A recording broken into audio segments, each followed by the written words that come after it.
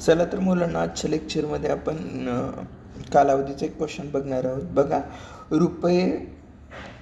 रुपये 5,000 मुद्दलाचे दर 7 दर शेकडा 10% दराने किती वर्षात 2,000 रुपये सरळ व्याज होईल विचारलेलं आहे. म्हणून कालावधीचा फॉर्म्युला बघा, कालावधी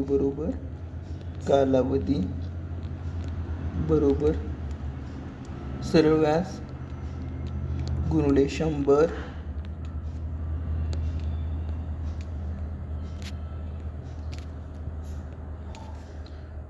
भागिले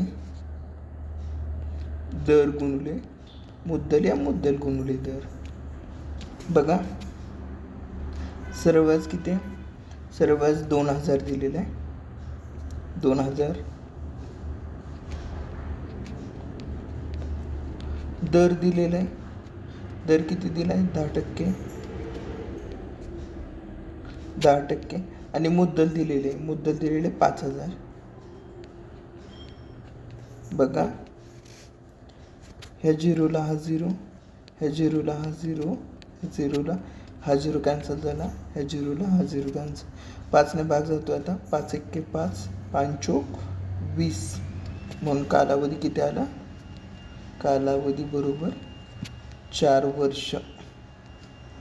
4 वर्ष. ओके. चॅनलला शेअर, सबस्क्राईब आणि कमेंट करायला विसरू नका.